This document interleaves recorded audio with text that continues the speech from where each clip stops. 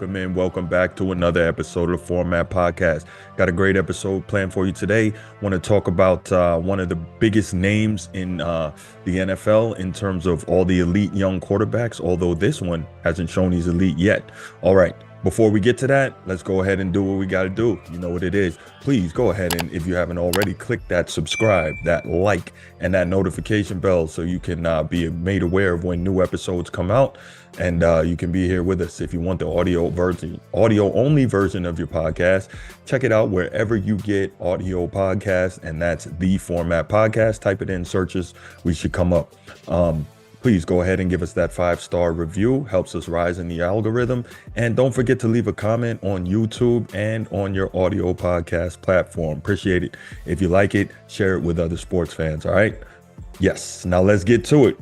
So today, we want to talk about this is becoming rapidly, and part of it are the rules and the way the game is officiated now and the way the game is coached now. But this is rapidly becoming, we're moving into one of the golden ages of quarterback play in the NFL. We got a lot of great young quarterbacks. But what I find interesting and what I wanted to touch on today was Trevor Lawrence, the quarterback of the Jacksonville Jaguars. Now, we know he won a national championship as a freshman at Clemson University.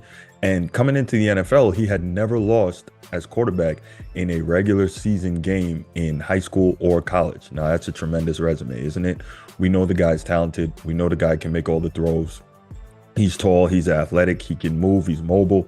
But, and this is the but, he has not shown it yet on the NFL level. Now, a lot of people are going to say he had coaching instability last year, and that's legitimate. Obviously, we know about the Urban Meyer debacle. And then, of course, he had Darrell Bevell, who took over as interim head coach for the second half of the season last year. And now he's got his third coach in a year and a half. That's Doug Peterson, former Super Bowl winning head coach of the Philadelphia Eagles, now head coach of the Jacksonville Jaguars. So he's had to learn a couple of different schemes so far. He's had 3 different head coaches. And my thing is this. Coming into the league, we kept hearing how highly touted he was. And he's the best prospect since Andrew Luck, right? And he's this and he's that, and he can make all the throws and blah, blah. Yeah, okay, he can make the throws. He's mobile, all of that. But I never believed that he was or was going to be what he was cracked up to be. But before we get to my thoughts on it, let's listen to Sam Monson from Pro Football Focus and what he has to say about Trevor Lawrence. Yeah, Trevor Lawrence's grades have been pretty bad since he came into the NFL, and I think you've got to start to be getting a little bit worried about him at this point. Yep. Because if you were expecting, you get rid of Urban Meyer and just change the coach to anybody, the situation is going to get better, and this year we'll see the real Trevor Lawrence. Well, week 1 against Jacksonville, it looked pretty much, or against Washington, it looked pretty much the same. The change from Urban Meyer to Doug Peterson, it hasn't transformed Trevor Lawrence. We're still seeing the same guy, and he's a young quarterback. He's still got time. But for a guy that came into the league with that kind of billing, he wasn't just an ordinary first-round, even number 1 type of pick. Right. He was billed as the greatest quarterback prospect since Andrew Luck, or maybe since Peyton Manning. That goes back to 1998. And we just haven't seen that. And Peyton Manning's a really interesting example because Manning set the rookie the interception record as a rookie. Yeah. And yet nobody was worried about Peyton Manning at the end of that season.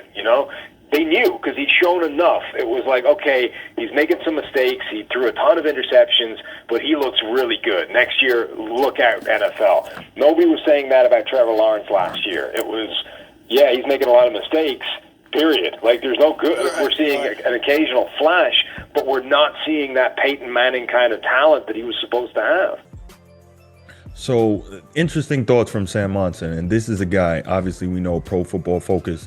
They track every play of every player in the league, and they really get down and dirty into the weeds with the numbers as well as with the actual play, right? So I'm definitely a big fan of Pro Football Focus. I think they've got a lot of valuable information.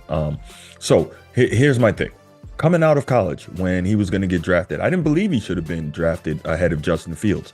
Now, some of you are saying, what has Justin Fields done in the league? Justin Fields also has not had great coaching in the league.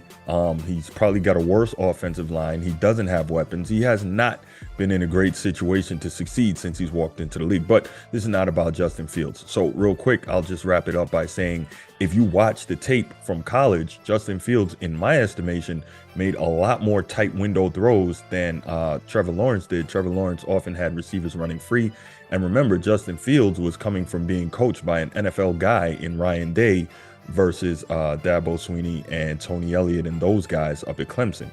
No knock on them, but Justin Fields clearly had the higher level of coaching at Ohio State. He was making the tight window throws, and I didn't see that from Trevor Lawrence at Clemson. Now, here's the thing, right? You can say what you want. Yes, Clemson was outstanding when he was there.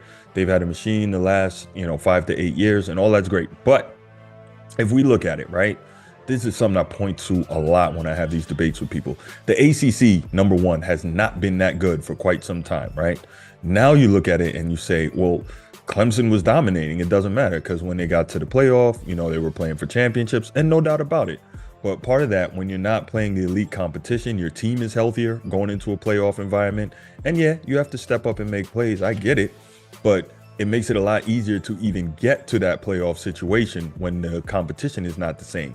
And I'm in no way an SEC guy, but let's be real here. The ACC was not great. For instance, Clemson had all the talent.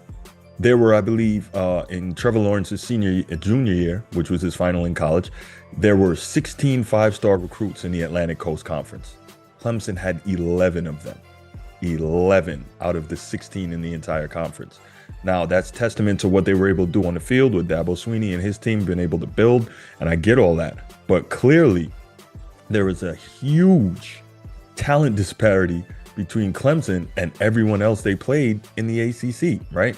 So that makes it a lot easier to get into a position where you can put up big numbers, where you can have success, where you're in a position to win conference championships every year and get to the playoff, right?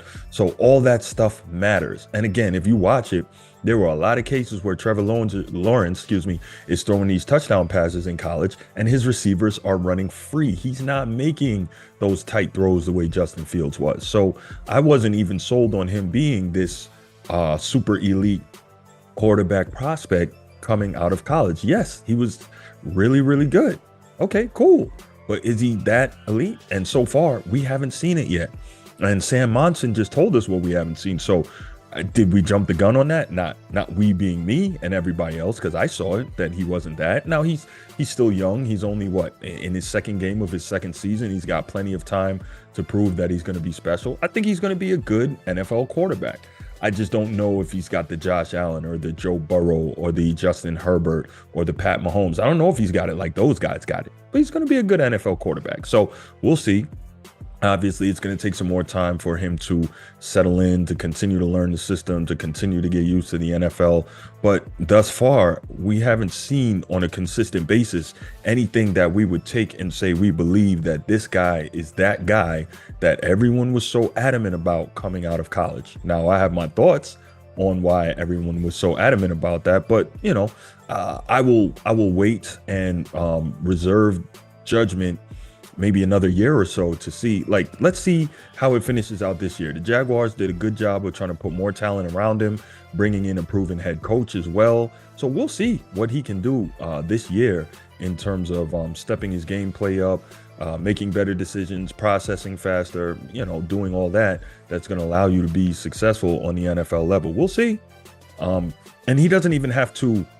I'm not saying he's got to take him to the playoffs. I'm not saying that he's got to win the Super Bowl. All that stuff is ridiculous. What I am saying is we need to see clear evidence that he is progressing and moving towards what they thought he was going to be. Andrew Luck was what they thought he was going to be out of the gate, right? Peyton Manning, even though he was 3-13 as a rookie, was what they thought he was going to be out of the gate, right? I mean, you know what? Even Baker Mayfield had a better rookie season than Trevor Lawrence did, right? So, I mean, we got to look at this stuff. I don't know. I've never been a huge believer in Trevor Lawrence. Now, hey, he can prove me wrong, and I hope he does prove me wrong, because I always want to see these young guys have success, and that's cool. But, I didn't see it coming out. I don't see it now. We still got plenty of time for him to show something, but it's going to be interesting. Anyway, leave your thoughts on Trevor Lawrence in the comments section. Let's see what he's got going. Let's see what he does. What do you think he's going to be?